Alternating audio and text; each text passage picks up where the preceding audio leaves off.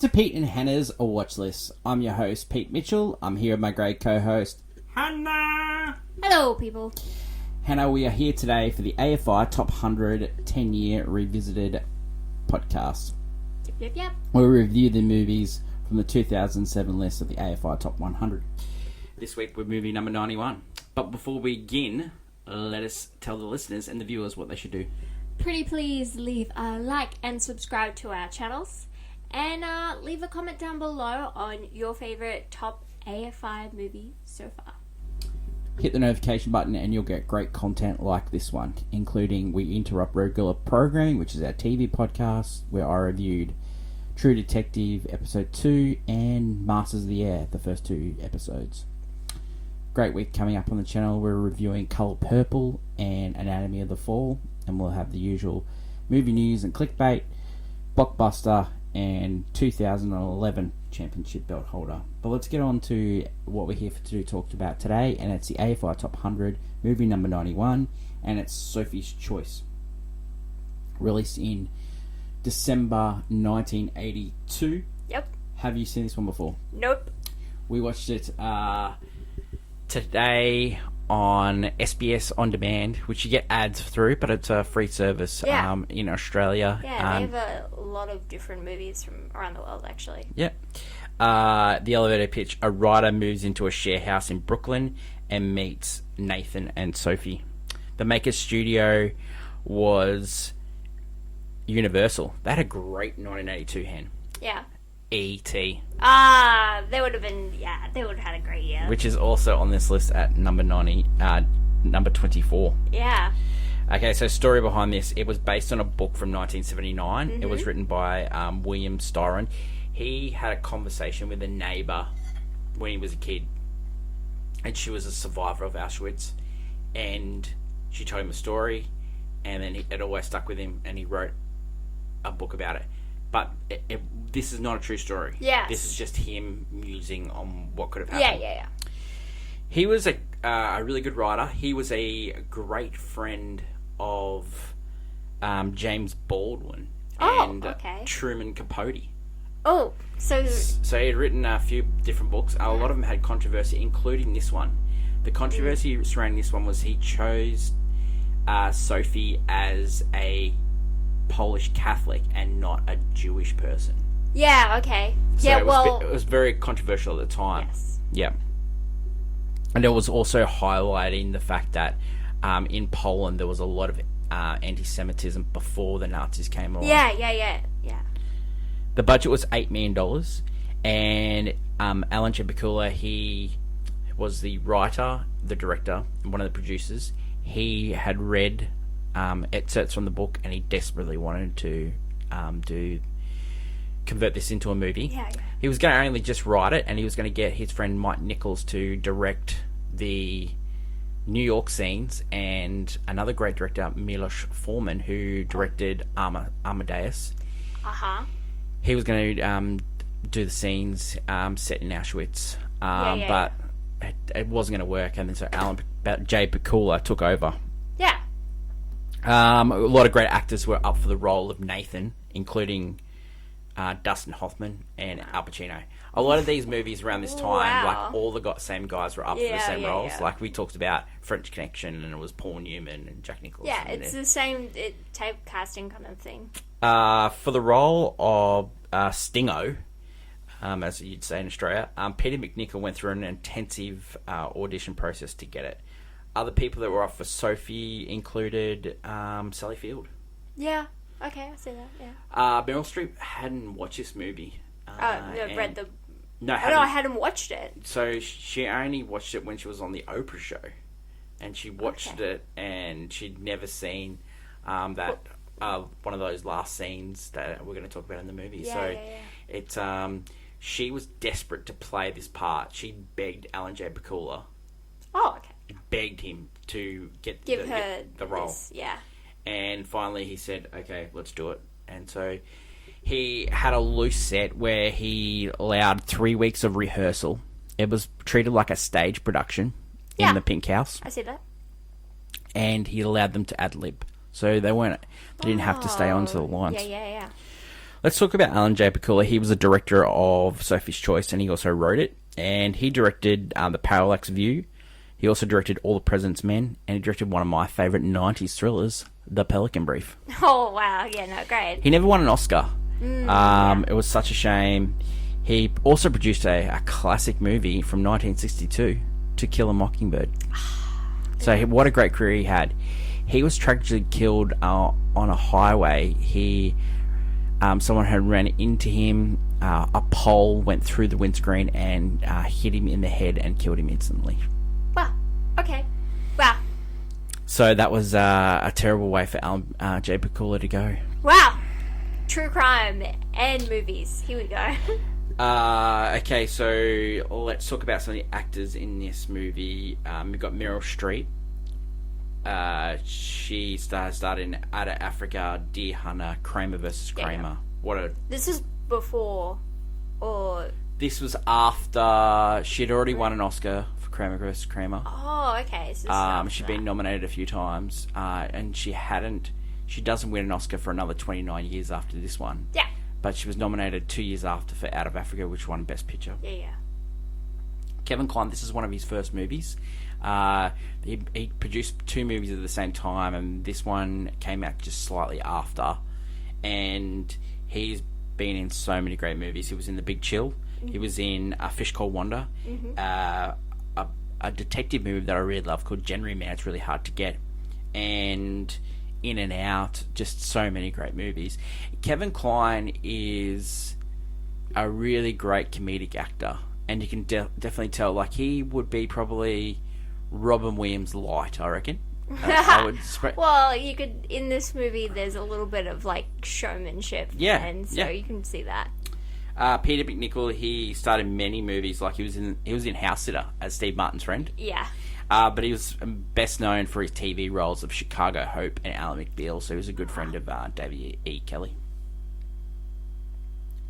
Reaction to the film. So, the film grossed $30 million worldwide, which is pretty good for just off the $8 million budget. Yeah. The critics, they either loved it or hated it. So, the great Pauline Kael, she absolutely despised it. She said it just didn't work for her at all.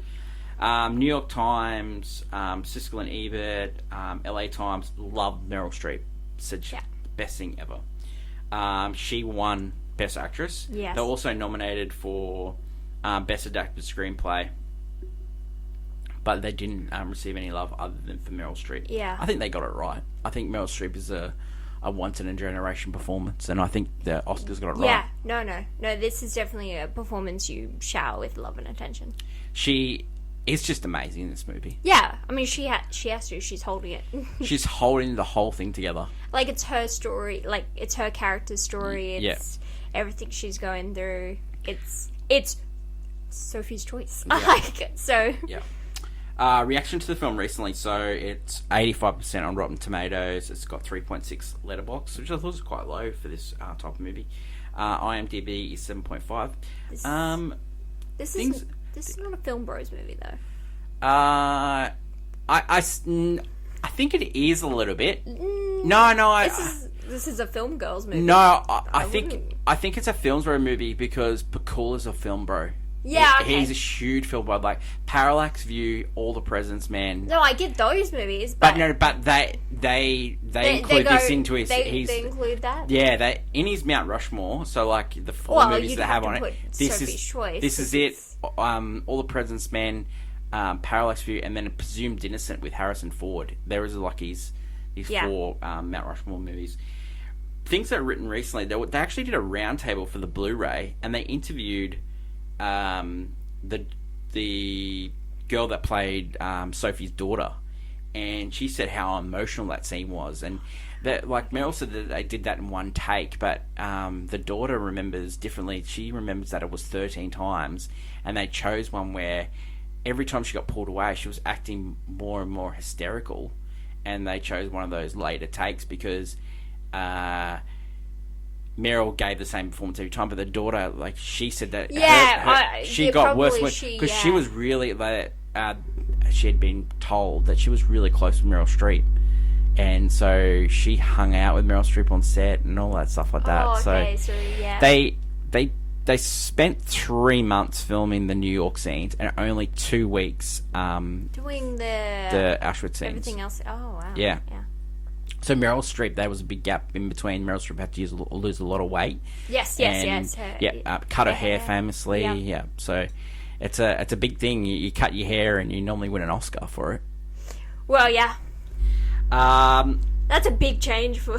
Yeah. Big change. Okay, Hen. Every week on Movie News, we play a segment called Clickbait. Yeah. Where we do take turns in doing views about movies and about the movie industry. Let's give our hot takes on Sophie's Choice. What's yours? Can I mellow mine for a bit? Could you go yours? Sure. I think this movie is a lot like Sixth Sense. Once you see the twist or the choice, not the actual choice of the movie, once you see it, you don't need to see it again. Oh yeah. It's just one of those movies that you definitely have to watch it for the emotional. Roller coaster of it. You're not going to just flip this on a Friday night. No, it's not one of those. No, it's not one of those. But it's definitely a movie that you should see. But I just don't think it's one that you'll just watch over and over and over again. Yeah. What's your I could fall into the same, it's same as French Connection, where the choice. The name Sophie's Choice is bigger than the movie. I had no idea what the choices were made and the choice of the movie or the choices. I just know that it's a term you use when there's a tough decision to make. You're like, and that's from this movie. Yeah, I would say honestly, while watching this movie, the idea of Sophie's Choice, it has no implication. It isn't it's just a way. It's not the huge factor of this movie, in the sense that Sophie's Choice isn't what this movie, the movie is about, told through the perspective of a guy, and it's telling a girl's story, and she makes all these choices, and he kind of in his head is she's making the wrong ones, and so it's but it's him interpreting her. Yeah, it's him interpreting, because it's where I think that's why she didn't tell anyone, bar Stingo. Yeah. Oh well, yeah, but also Stingo is interpreting her story, and then and it's Sophie's choices don't actually matter to him because she was always going. It wasn't that she was choosing; she was always going to make. There's a big choice at the end. She was always going to make that decision, and he thought there was a choice in the matter. When in reality, she was always going to choose this ending. I think she was always going to choose this ending because of that original choice. She was already. Oh, there was multiple. No, multiple choices. She made. Before that, yeah. No, but the multiple choices led her to that. But he's thinking that the end choice is up for debate, but it was never up for debate because she had already been so damaged. So the idea of Sophie's Choice, she had no choice. She was doing what she was doing. Yeah, true. I think I love Sophie. I love Sophie. She's just a selfish person, but we all are. So, but you get to see why she is a selfish person. Yeah, which is why I think I like this movie actually a lot. Because it's a movie telling the story about two selfishly tragic people who are destined for this final outcome. Yeah. And a guy who just sees from the outside and is trying to, feel his way in because he kind of is... He admires these people. He's typical white guy with he's a young guy with a lot of... He's like, I'm writing a book, and these people... oh my god, they're my material. It's definitely the white knight syndrome. Yeah. He's trying to save her. Yeah. I just think the choices of this movie don't really... She couldn't be saved. Yeah. Yeah. No, it's the idea that there is a choice. It's great. I love it. Okay, so let's recap the movie. So Stingo moves into the pink house. I love that pink house. It looks great. It's an iconic little pink house. Yeah. He overhears two people fighting in the house. So it's a shared house, and it turns out it's Nathan and Sophie. Nathan decides to move out. Sophie cooks for Stingo. He sees the tattoo of numbers on her arm, and Sophie received those in the concentration camps. Nathan sneaks back into the house, and the next day befriends Stingo, and they start to tell the story of Sophie. One thing I wanted to say at this point, because Kevin Kline's really cooking in the first couple of scenes. How hasn't Kevin Kline won an Oscar? Yeah, I know. He's actually really good in this movie. Yeah. Sophie plays the piano, and then the group goes to Coney Island and there's montage here. Love good montage. Yeah. It's 80s trope. And, like, the three of them become best Hanging friends. out, yeah. And then we have a flashback to where Sophie is learning English and she faints in the library and Nathan comforts her. They're meet cute, sort of. Sees marks on her wrists. And at this time, Sophie's only been in the States for 6 months. Sophie thinks she's dying, but really she's just malnourished. Yeah. So Nathan brings her back on her feet. They get to know each other through the writings of Thomas Wolfe and Emily Dickinson. And they talk about the life in the concentration camps. Yeah. Back to Stingo, and he's hooking up with a girl called Leslie. But she can't go through with it. And so Stinger goes home, and Sophie starts telling him stories. But she stops before it gets to the part when she starts talking about the concentration camp life. Nathan comes through home to see that Stingo is in his room and there's all these history documents that he's trying to solve. So yeah, the mystery. you see kind of, this is where you kind of get Nathan's, like, he has this, like, obsession over the fact of what's happened to, like, the fact that there's still Nazis running about, and the fact that we haven't done anything about it. Yeah. And so has an obsession with that, and he's not all there. Yeah. And, you know, you have Stinger, who's, yes, a friend, but he has then invaded this private guy's space. So this movie's probably set in the late upset. 40s, early 50s. Yeah. And then you get the narration from an old Stingo. Well, Stinger, future Stinger, but Yeah. not too, I wouldn't say he's too old, I think. Oh, Actually, he is, because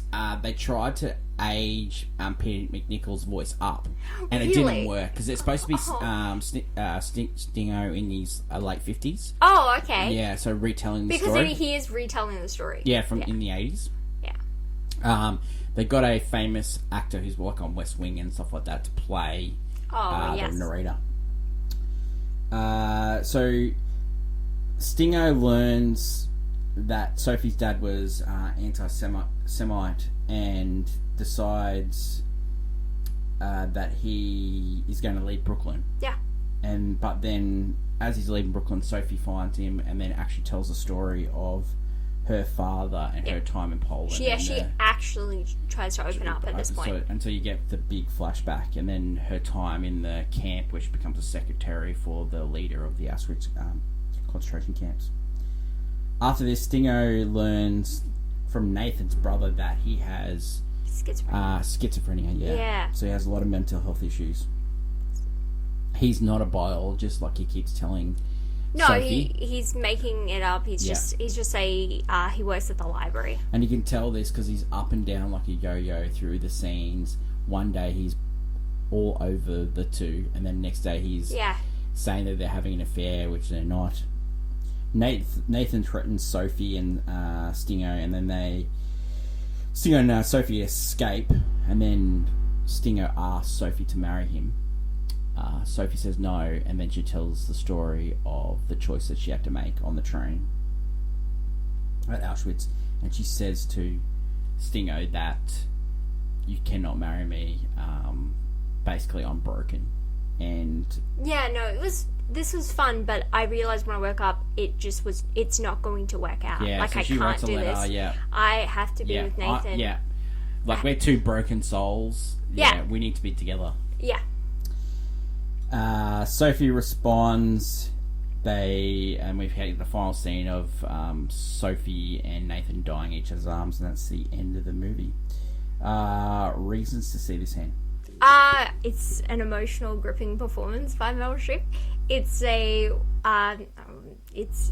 really a gripping story about someone, even though this is all fake in a sense, it's just a made up story. It is a different take, I guess, on a very real thing. Well, you could definitely see this type of thing happening. Yeah, but I think it's so interesting to have, because Sophie's character, again, she makes these choices, and most of the choices are, some would say are the wrong choice, because, well, we're looking on the outside. Yeah, we're looking in a safe environment. Yeah, she's like, my father was starting to write about, the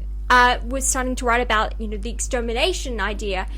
And she doesn't know what to do with that. She's lived in the fantasy like this was a great man, and now maybe he's not. So she stuffs up, and then it's well portrayed by Meryl Streep. And then she goes on. There's another choice where she can choose between helping the rebellion. She chooses not to, and then she's always trying to look out for her kids as well. Then there's another one where the rebellion and the kids, and then she just constantly is just choosing things because at that time she's just thinking survival.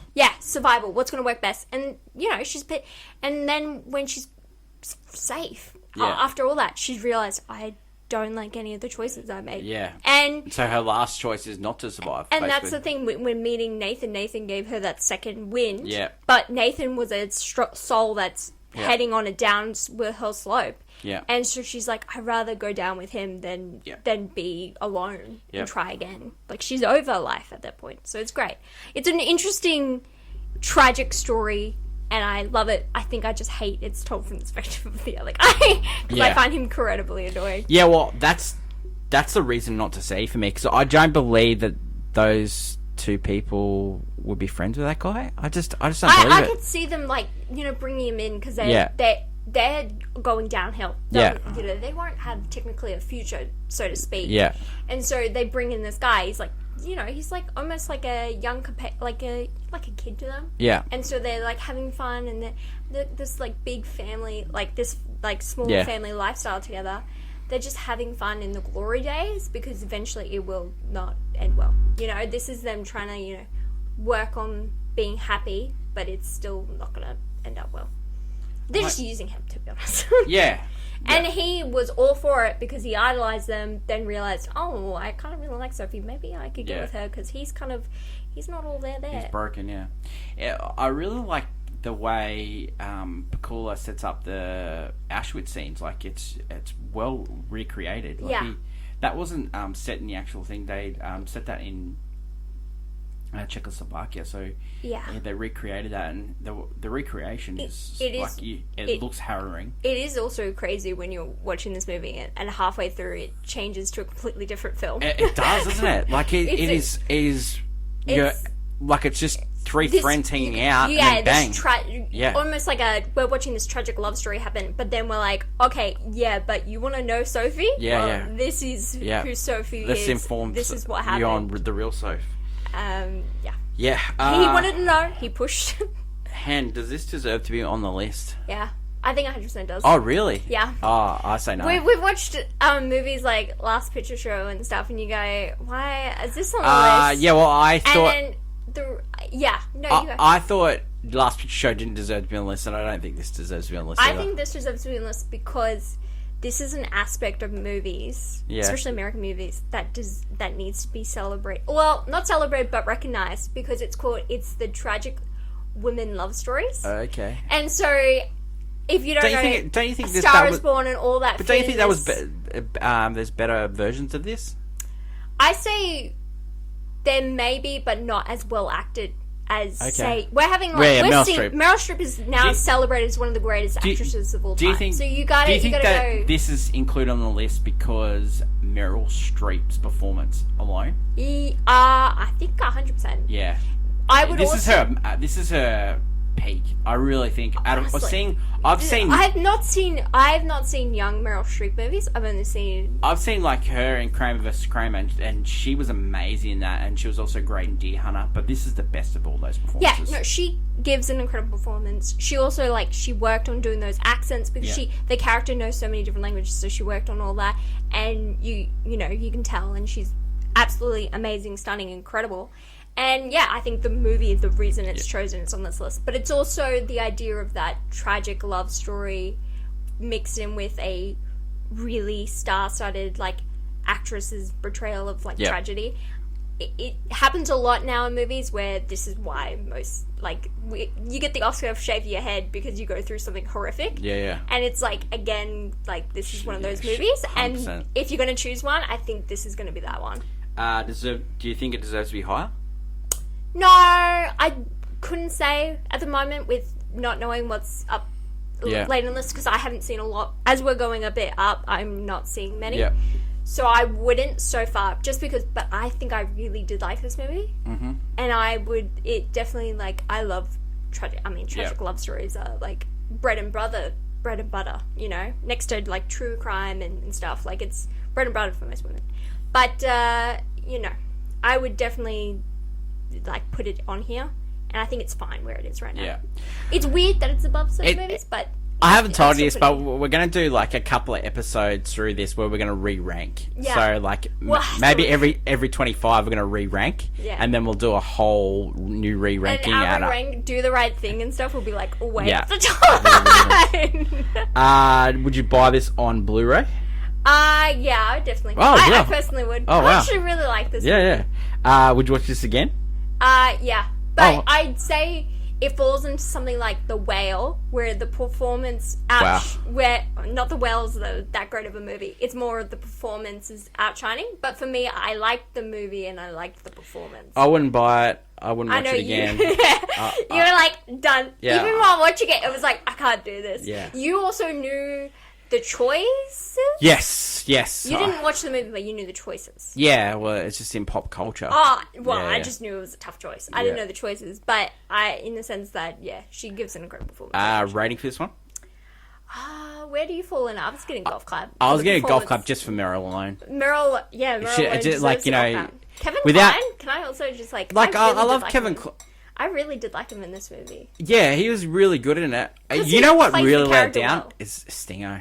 Yeah. I just find him like this kid. What's the character in The Great Gatsby that? Oh, I don't know, but isn't he played by like He played by in the original. Yeah, in the original he's played by Sam Waterston. Like, it's just that wet blanket character. He's just, you know. Yeah, no, he's the, I guess, heart, but really you don't.